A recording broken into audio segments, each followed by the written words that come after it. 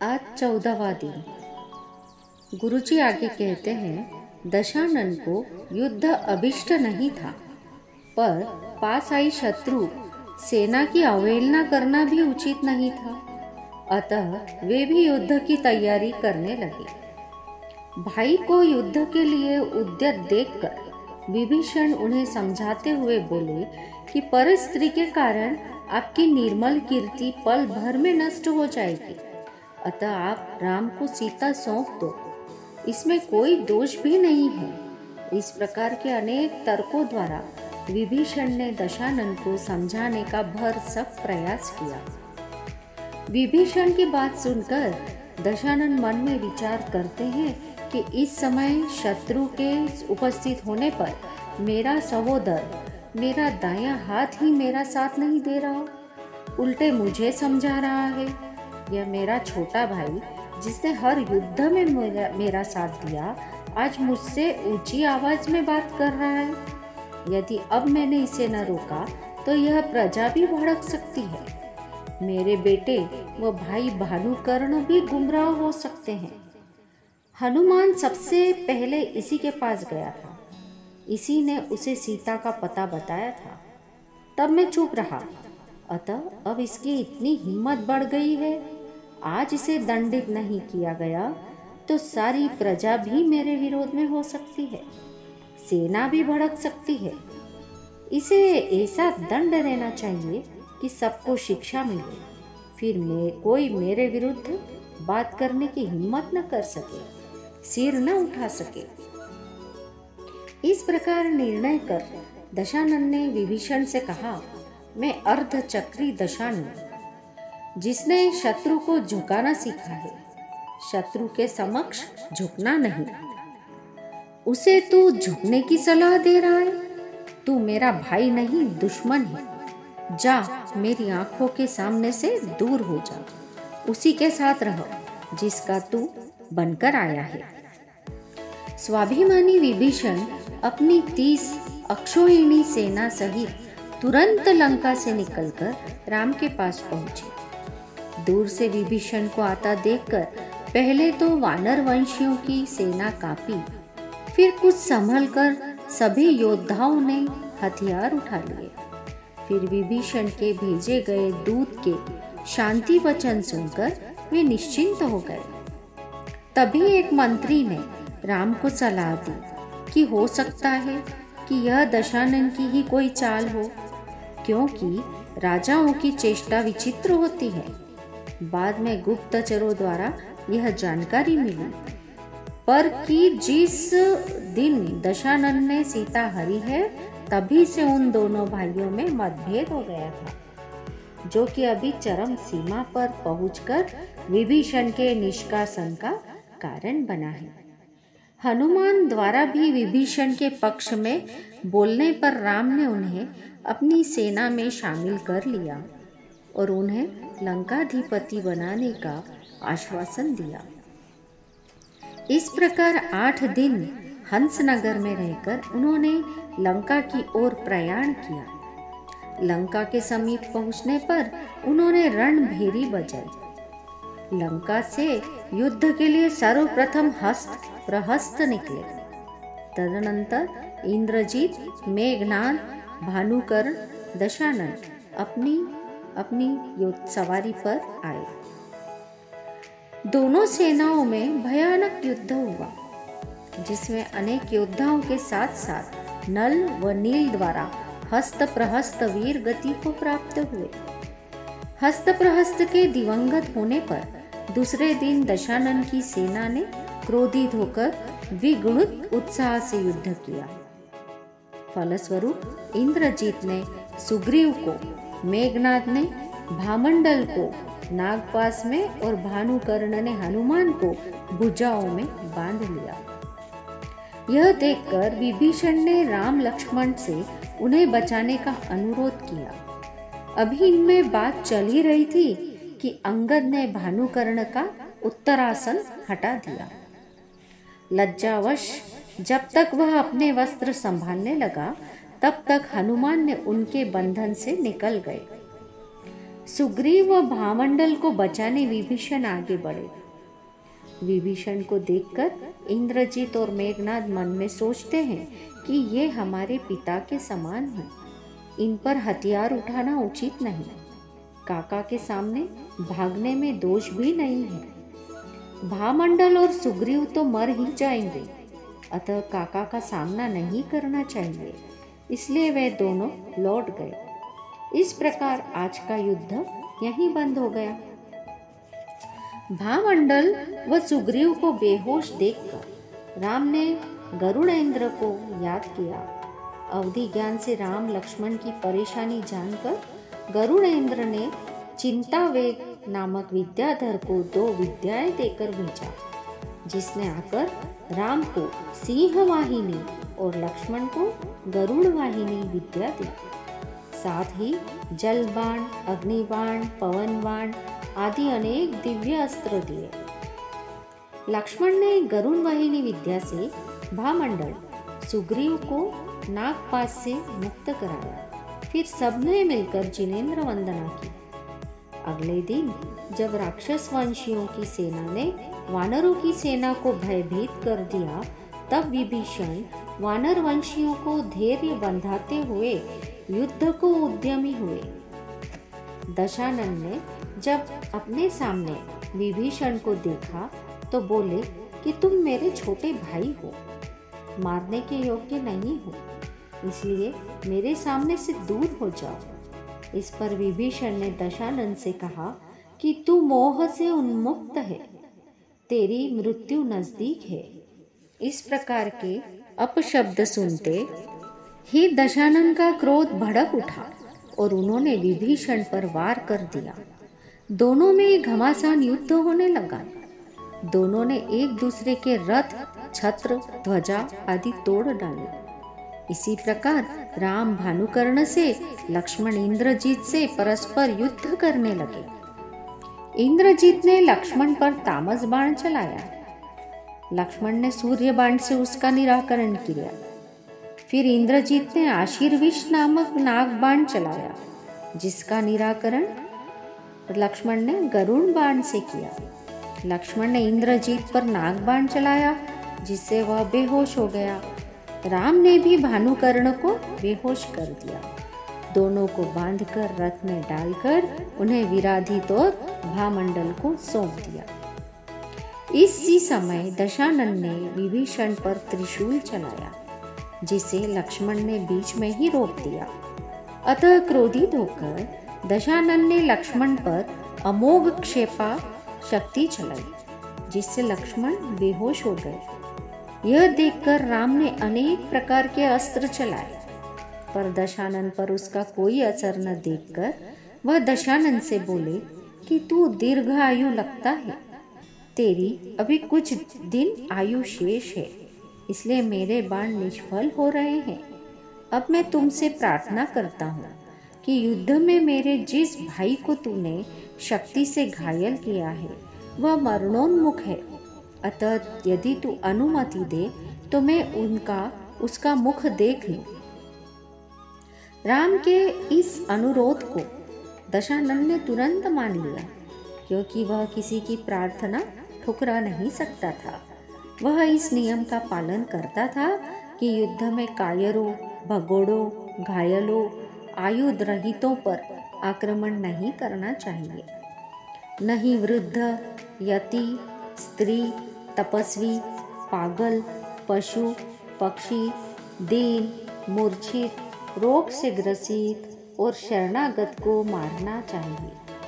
अतः राम की प्रार्थना स्वीकार कर वे युद्ध भूमि से अपने महल में लौट आए। महल में इन्हें इंद्रजीत और भानुकर्ण के पकड़े जाने के समाचार मिले, जिससे उन्हें अत्यधिक दुख हुआ। राम ने लक्ष्मण के मरने पर स्वयं भी लक्ष्मण के साथ अग्नि में प्रवेश करने का संकल्प किया। अतः सुग्रीवादिक राजाओं को बुलाकर उन्होंने कहा कि मुझे लक्ष्मण के बिना कुछ भी अच्छा नहीं लगता। अब मुझे सीता से भी प्रयोजन नहीं।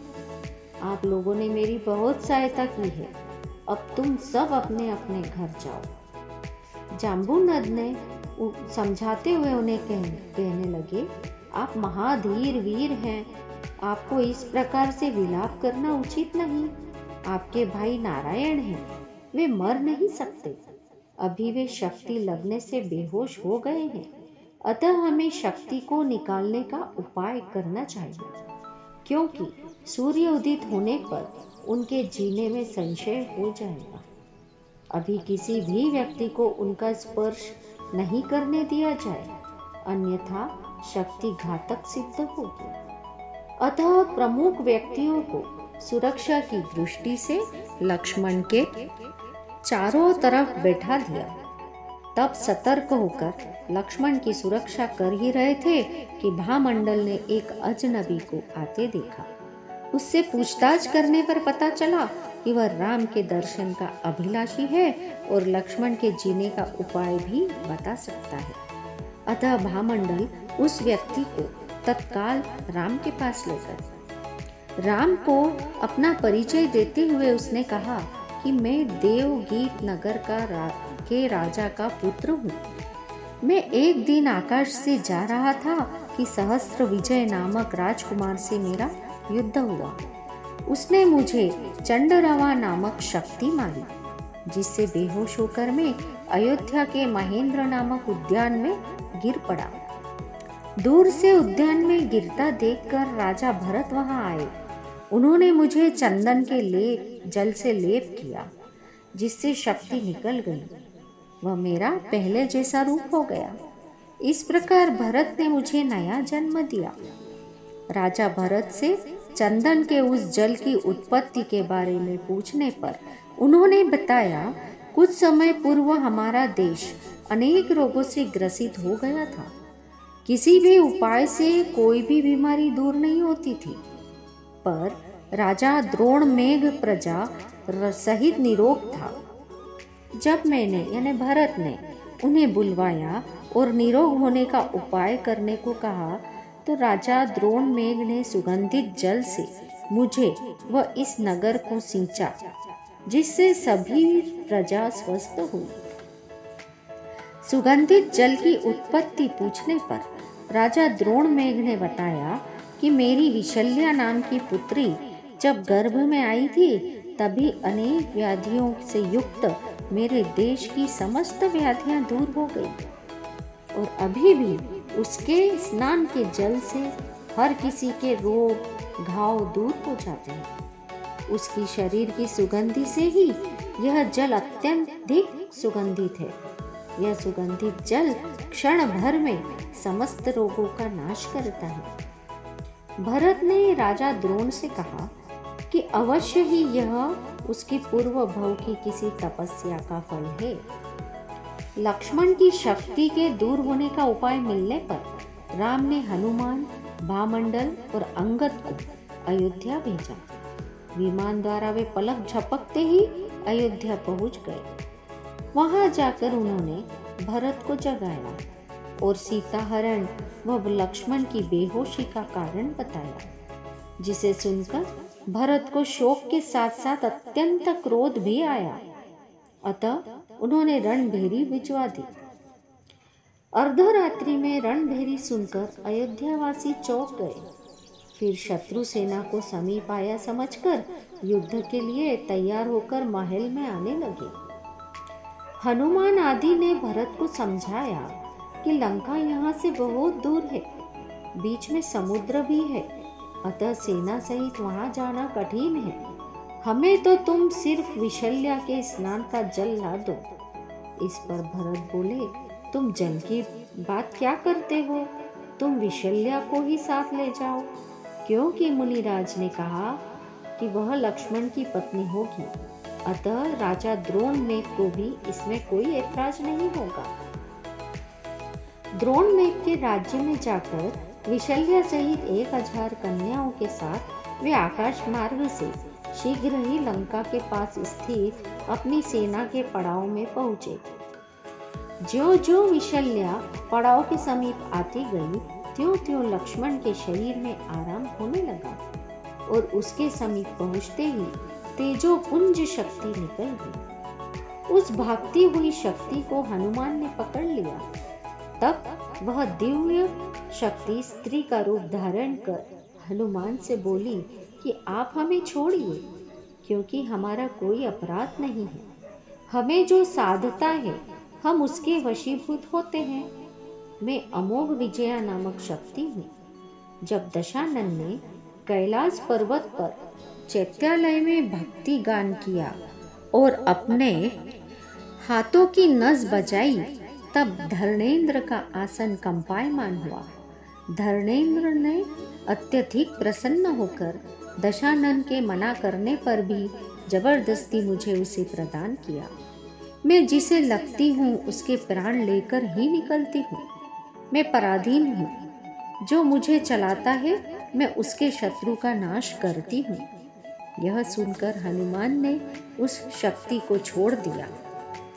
विशल्या ने राम को नमस्कार किया। फिर उसने लक्ष्मण के पास एकांत होने पर उसके सारे शरीर में चंदन का लेप किया, जिससे लक्ष्मण ऐसे उठे जैसे सोते से जागे हो। उठते ही लक्ष्मण चिल्लाने लगे, कहाँ है दशानन, कहाँ है दशानन। लक्ष्मण की आवाज़ सुनकर राम उनके समीप आए और उन्हें शक्ति लगने से लेकर विशल्या के आने का समस्त वृत्तांत सुनाते हुए कहा कि इसके साथ जो 1000 कन्याएं आई थी, उन्होंने चंदन का लेप कर सभी सैनिकों और घोड़े, हाथी आदि सभी को स्वस्थ कर दिया है। सारा वृत्तांत सुनकर लक्ष्मण ने विशल्या को अनुराग की दृष्टि से देखा। उसी समय रात में लक्ष्मण और विशल्या का पाणी ग्रहण हुआ। उधर लंका में दशानन विचार कर रहा था कि शक्ति लगने से लक्ष्मण अवश्य ही मर गया होगा। उसके परिणाम स्वरूप क्रुद्ध राम पक्ष के लोगों ने कैद किए हुए भाई भानुकर्ण और इंद्रजीत व मेघनाद दोनों पुत्रों को भी अवश्य मार डाला होगा। अतः हम उनकी याद कर मन ही मन अत्यंत दुखी हो रहा था। तभी विचार मग्न दशानन की विचार श्रृंखला गुप्तचरों के आने की सूचना से भंग हुई। उनसे दशानन को ज्ञात हुआ कि लक्ष्मण की शक्ति निकल गई है और विशल्या से पाणी ग्रहण भी हो गया है। दशानन ने कहा, शक्ति निकल गई तो क्या हुआ, वे मेरे बल के सामने कुछ नहीं है। तब मारीची आदि मंत्रियों ने समझाया कि यद्यपि हम शत्रुओं को जीत भी लें तो भी आपके भाई व पुत्रों का विनाश अवश्य ही हो जाएगा। अतः हमें सीता को वापिस कर संधि कर लेनी चाहिए। तब कुछ सोच विचार कर दशानन ने अपना दूत राम के पास भेजा। दशानन का संदेश राम को सुनाते हुए दूत ने कहा, मेरे स्वामी दशानन कहते हैं कि मुझे युद्ध से कुछ भी प्रयोजन नहीं है, क्योंकि युद्ध का अभिमान करने वाले अनेक मनुष्य नष्ट हो चुके हैं। युद्ध से तो केवल नरसंहार ही होता है। युद्ध में यदि असफल हुए तो सबसे बड़ा दोष है कि यदि सफलता मिलती भी है तो अनेक अपवादों के साथ मिलती है। कार्य की सिद्धि तो उत्तम प्रीति से ही होती है। अतः हमारे साथ प्रीति करना ही आपके लिए अत्यंत हितकारी है। युद्ध में देवों को भी भय उत्पन्न करने वाला, इंद्र को जीतने वाला मैं दशानन तुमको विद्याधरों सहित समुद्र पर्यंत की समस्त पृथ्वी और लंका का आधा भाग देता हूँ। तुम मेरे भाई और पुत्रों को भेजकर सीता देना स्वीकार करो, उसी से तुम्हारा कल्याण होगा। यदि तुम ऐसा नहीं करते तो सीता तो हमारे पास है ही, और युद्ध में बांधे हुए भाई व पुत्रों को भी हम बलपूर्वक छीन लेंगे। जवाब देते हुए राम ने कहा कि मुझे राज्य से प्रयोजन नहीं है, न ही अन्य स्त्रियों से। यदि तुम सीता को भेजते हो तो मैं तुम्हारे भाई व पुत्रों को अभी भेज देता हूँ। समग्र पृथ्वी का उपभोग तुम ही करो। यदि तुम पर स्त्री के लिए मरने के लिए उद्यत हो तो मैं अपनी स्त्री के लिए क्यों नहीं प्रयत्न करूं? सीता के बिना मुझे इंद्र के भोगों की भी आवश्यकता नहीं है। दूत ने कहा, आप जानकी की आशा तो छोड़ दो। यदि लंकेश्वर को क्रोध आया तो जानकी की तो बात ही क्या, आपके जीवन में भी संदेह हो जाएगा। यह सुनकर क्रोधित भामंडल दूत को मारने दौड़े। लक्ष्मण ने उन्हें समझाकर रोका, पर सुग्रीव आदि सभी ने उसका तिरस्कार किया और वह दूत जान बचाकर दशानन के पास पहुंचा। दूत ने कहा, मैंने आपका संदेश राम को सुनाया तो उन्होंने कहा कि मुझे सीता के अतिरिक्त और कुछ नहीं चाहिए। उनके अनुचरों ने मेरा बहुत अपमान किया। भामंडल तो मारने ही लगे थे, पर लक्ष्मण के बीच बचाव से मैं किसी प्रकार अपनी जान बचाकर आया हूँ। भाई व पुत्रों को जीवित वापस लाने के इच्छुक दशानन ने बहुत सोच विचार कर पश्चात बहुरूपिणी विद्या सिद्ध करने का निर्णय लिया और उन्होंने शांतिनाथ के मंदिर को शीघ्र सजाने का आदेश दिया।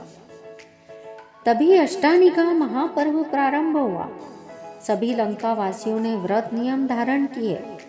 सभी युद्ध से विरत निश्चिंत होकर धर्म ध्यान में अपना समय व्यतीत करने लगे। जब दशानन शांतिनाथ के मंदिर में विद्या साधने के लिए जाने लगे तो मंदोदरी को आदेश दे गए कि जब तक मैं विद्या सिद्ध कर रहा हूँ और अष्टानिका पर्व चालू है तब तक समस्त प्रजा जिनेंद्र पूजन करे, दया में तत्पर रहे। जब तक मेरा नियम पूरा नहीं हो जाता तब तक सभी शांति पूर्वक रहे। कोई किसी को कष्ट न दे। यदि कोई उपद्रव करे भी उसे दंड न दे, उस पर क्रोध न करे। जो क्रोध करेगा वह मेरे द्वारा वध्य होगा। दशानन ने मंदिर में जाकर सर्वप्रथम महापूजा की। राम की सेना ने जब सुना कि दशानन 24 दिन में सिद्ध होने वाली, देवताओं के भी मत को हरने वाली बहुरूपिणी विद्या सिद्ध करने गया है, तब उन्होंने राम से जाकर कहा कि इस समय हम लंका जीत सकते हैं, अन्यथा विद्या सिद्ध हो जाने पर दशानन अजेय हो जाएगा। राम ने कहा, नहीं, यह उचित नहीं है। यह नियमधारी है, मंदिर में शांत भाव से बैठा है, हम उस पर आक्रमण कैसे कर सकते हैं। सभी वानर वंशी विद्याधर राम से छिपकर लंका में उपद्रव करने लगे। सभी प्रजा को दुखी देखकर राजा मय इनके प्रतिकार के लिए निकलने लगे तो मंदोदरी ने उन्हें रोक लिया और बोली कि स्वामी की आज्ञा है, इन दिनों धर्म ध्यान ही करो। यदि आप अन्यथा प्रवृत्ति करेंगे तो उनकी आज्ञा भंग होगी और आप उनके क्रोध के पात्र बनेंगे। मंदोदरी के इस प्रकार कहने पर राजा मय रुक गए। कपि कुमारों के उपद्रव से लंका की प्रजा में हाहाकार मचा हुआ था। सब भी इधर उधर सहायता के लिए दौड़ रहे थे। स्त्रियां रुदन कर रही थी, बच्चे बिलख रहे थे। यह देखकर शांतिनाथ मंदिर के सेवक पूर्णभद्र व मणिभद्र नामक देवों ने कपि कुमारों के उपद्रव से जनता को बचाया और वे राम के पास जाकर बोले कि नीति प्रिय राम, तुम अनीति का कार्य क्यों कर रहे हो। तब सुग्रीव ने कहा, तुम अन्यायों का अपक्ष क्यों ले रहे हो। वह बहुरूपिणी विद्या सिद्ध कर रहा है, यदि वह उसे सिद्ध हो गई तो उसके सम्मुख कोई ठहर नहीं सकता। अतः हम विद्या सिद्ध न हो इसलिए प्रयत्न कर रहे हैं। देवों ने कहा कि विद्या साधने में तुम्हें विघ्न करना हो तो करो, पर लंका की प्रजा को जरा भी तकलीफ नहीं होना चाहिए। न ही तुम दशानन के अंगों को स्पर्श करोगे। दूर से जो भी करना हो करो, पर दृढ़ प्रतिज्ञ दशानन में क्रोध उत्पन्न करना कठिन है। देवों से आश्वासन पाकर सुग्रीव का पुत्र अंगद शांतिनाथ के मंदिर में प्रवेश का प्रयत्न करने लगा, पर उसे मंदिर का रास्ता ही समझ में नहीं आता था। मंदिर स्फटिक मणियों से बना था। उस मंदिर में रत्नमयी मानव व पशुओं की मूर्तियां बनी हुई थी। जिन्हें वह वास्तविक समझने लगते, वह पशुओं से डर जाते, मानवों से आगे का रास्ता पूछने लगते, कहीं रास्ते में भ्रम से दीवार से टकरा जाते। बहुत देर पश्चात एक जीवित मनुष्य को मंदिर में प्रवेश करते देखकर अंगद अपने सिपाहियों सहित उसकी सहायता से अंदर गए। अंदर जाकर दशानन को ध्यान से डिगाने के उन्होंने अनेक प्रयास किए। रानियों को रोता कलपता बताया, मंदोदरी को अत्यंत कष्ट में दिखाया, पर दशानन किंचित भी विचलित नहीं हुए। जब अंगद आदि मंदोदरी को परेशान कर रहे थे, तभी दशों दिशाओं को प्रकाशित करती हुई बहुरूपिणी विद्या दशानन के सामने आकर बोली, हे नाथ, मैं आपको सिद्ध हो गई हूँ। मैं आपकी हर आज्ञा पालन करने को तैयार हूँ। मैं एक चक्रधारी को छोड़कर सबको वश में कर सकती हूँ। कहिए, मैं आज किसका संहार करूं? दशानन ने उठकर जब तक जिनेंद्र प्रतिमा की प्रदक्षिणा की, तब तक अंगद आदि सभी सैनिक शिविर में भाग गए। रनिवास में पहुंचने पर मंदोदरी ने दशानन को कपि कुमारों के उपद्रव के बारे में बताया।